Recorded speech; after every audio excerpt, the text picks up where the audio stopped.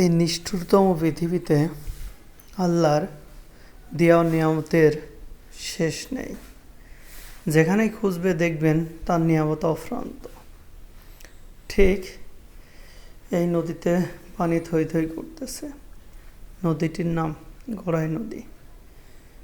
ঝিনাইদহ কুষ্টিয়া এই অঞ্চলের লোক যারা আছে তারা চেনে না এমন কোনো মানুষ নাই। বিশেষ করে খুলনা কুষ্টিয়ায় গড়াই একটি বাসই চলে এই নদীর নামে। আবার পদ্মা গড়াই নামে আরেকটি বাস চলে কুষ্টিয়া থেকে রাজবাড়ী গলনন্দ পর্যন্ত। প্রশস্ত এই নদীর বুক চিরে বয়ে চলেছে পানি। দীর্ঘদিন পানি শূন্য থাকায় নদীটির যে নিজস্ব রূপ তা হারিয়ে ফেলেছিল। আজ বৃষ্টির ছোঁয়ায় পানিতে সে তার পূর্ণতা ফিরে পেয়েছে। শুধু পানি পেয়েছে নদীর এমনটি নয়, তার সাথে পানি জগতের যে পরিমাণ সম্পদ আমরা আহরণ করে থাকি তা সমস্ত কিছু নিয়ে আসছে। কথা হলো এই ভাইয়ের সাথে। সে পেশায় একজন লুঙ্গি তৈরি করে, সেই শ্রমিক। এক কথায় কলে কাজ করে আর কি। তার বাড়ি সৌভাগ্যক্রমে নদীর পাশে হয়, মাছ কিনেই খেতে হয় না। বলল যে ভাই, দীর্ঘদিন নদীতে পানি না থাকায় মাছ খাওয়ার খুবই কষ্ট হয়ে গেছে।